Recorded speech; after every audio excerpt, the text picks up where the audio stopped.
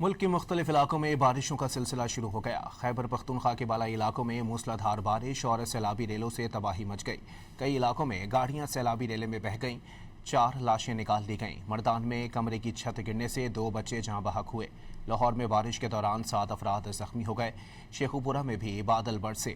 N D M اے نے آئندہ چند روز میں ملک بھر میں شدید مونسون بارشوں، فلیش فلڈ، اربن فلڈنگ، دریاؤں میں طغیانی اور گلیشیئر پگھلنے کی وارننگ جاری کی ہے۔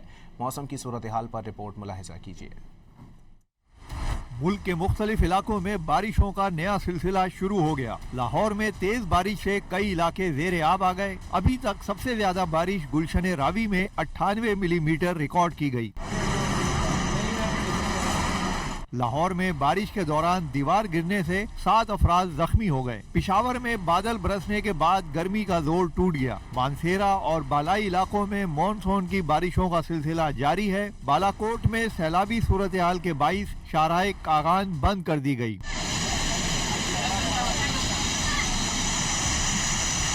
ضلع خیبر میں فلیش فلڈ ریلے میں 2 گاڑیاں بہہ گئیں، 4 افراد کی لاشیں نکال لی گئیں جبکہ کئی افراد کو بچا لیا گیا۔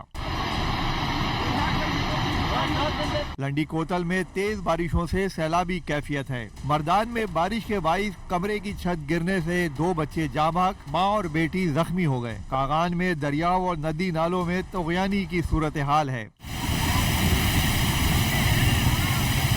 این ڈی ایم اے کے مطابق آئندہ چند روز میں ملک کے مختلف علاقوں میں موسلادھار بارشیں ہوں گی۔ بارشوں سے فلیش فلڈ، اربن فلڈنگ کا شدید خطرہ ہے۔ گلیشیئرز پگھلنے کا الرٹ بھی جاری کر دیا گیا۔